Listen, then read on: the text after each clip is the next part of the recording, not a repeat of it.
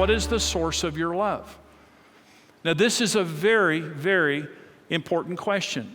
When you say you love someone, what is the source of that? Now, again, most of us have never thought about this, but I want you to think about it. And when you ask a person that's in love, they're married, they're in love, what fuels your passion for your marriage? What fuels your love for your spouse? The typical answers are passion, chemistry. We just have great chemistry. We're soulmates. That's kind of a big phrase today. Sexual attraction. We're best friends. We enjoy being together, all the above or whatever.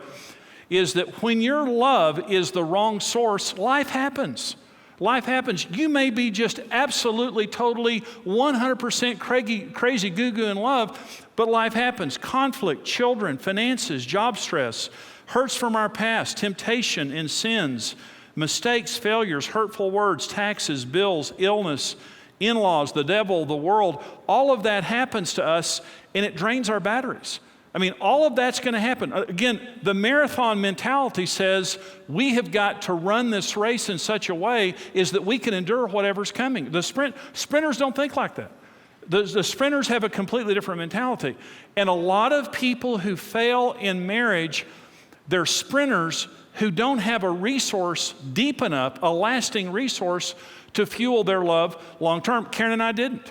When we got married, we got married with the best of intentions, but one day I woke up and I was out of love. I didn't love Karen anymore.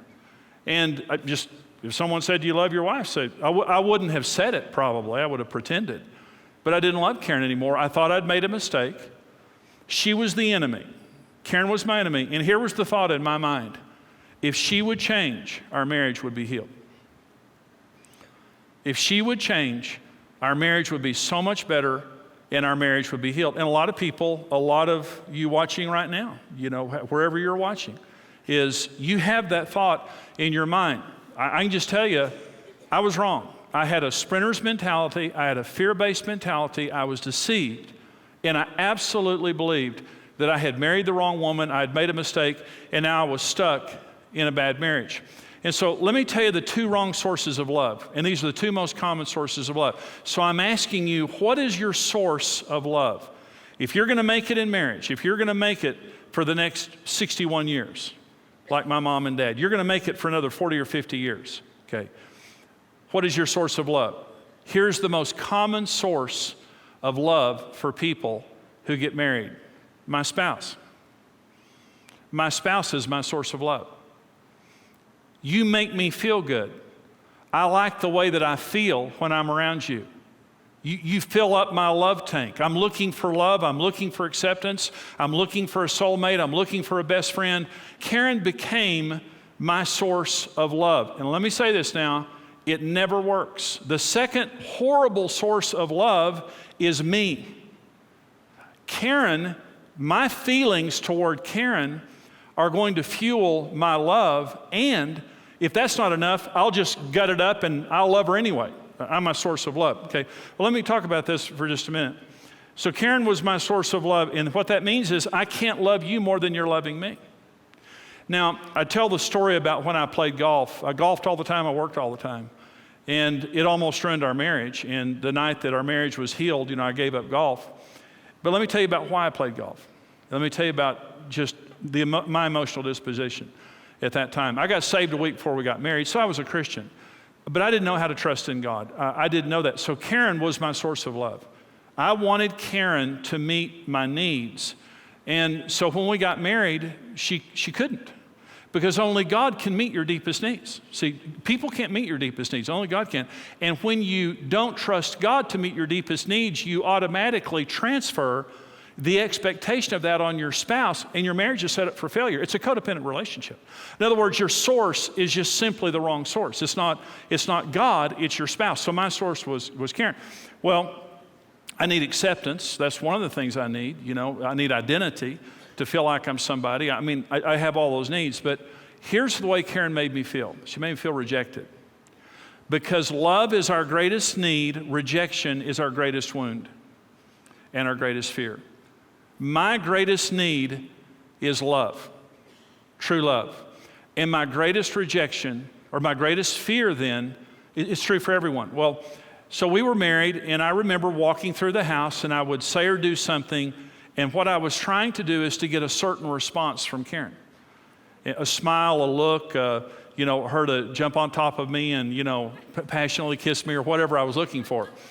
Well, it didn't happen. And it made me feel rejected. Now, I'm not the kind, most men are not this way, I'm not the kind of a person that when I feel rejected, I say, I feel so rejected. My feelings are just so hurt. Karen, you just devastated me. I didn't do that. When I get hurt, this is what I do.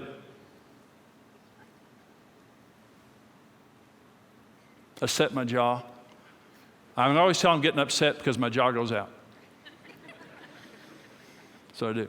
So Karen, I would be walking through the house and I would say, hey Karen, how are you? And she'd kind of, ignore me or walk off. She wasn't being bad. There's nothing wrong with her. And I would think to myself, she doesn't think I'm attractive. She didn't like me. I don't know what I did, and I felt rejected. And I'd go get my golf clubs and go golfing. Because on the golf course, I didn't feel that way. I didn't feel that way with my friends. But when I came home, I was so raw with the feeling of rejection. Okay. Well, so Karen was my source. She made me, there's nothing wrong with her, but because she became my source, I could only love her as much as she was loving me. I felt disappointment, I felt frustration. She got pregnant, life happened, job stress, all the kind of things that began to happen that puts pressure on both of you, regardless of how hard you're trying. And so finally, I just turned my heart away from her. This is what I did. Because she was my source, I turned my heart away from her, and then I became angry and verbally hostile toward her. I punished her. My way of trying to change her was very ungodly, as I began to be verbally aggressive toward her and beat her down verbally, and that led us to the brink of divorce the night that we almost separated. Then there's me, there's Jimmy, and me being the source of my love. Now, I want to say something to you about your spouse and God. I want you to listen to what I'm about to say, because this is a profound point. God made you in your mother's womb. God made your spouse in their mother's womb. And there's only one person who perfectly loves your spouse, and that's God. I do not perfectly love Karen Evans. I love her as much as I can, but I don't perfectly love her. But God loves her perfectly, permanently, and powerfully. My God is constantly in love with my wife, and he loves her perfectly for who she is because he made her in her mother's womb. He loves her permanently, and he'll never change his mind about his love for her, regardless of how mad I am. I've tried to get God to be mad at Karen. I've just tried to sick God on Karen many times. He won't do that, and he loves her powerfully, which means 1 Corinthians 13 says love never fails. God's love is not human love. God's love can solve any problem. Thank you for joining us. Experience the life-changing series Lifelong Love Affair on CD or DVD. Follow your interests and get social by connecting with Jimmy and Karen and the Ministry of Marriage Today on Twitter. Become a rock-solid partner today and equip yourself with the tools you need for a successful marriage. $14, $28, or $56 per month. Choose the partnership level that's right for you. Become a rock-solid partner today.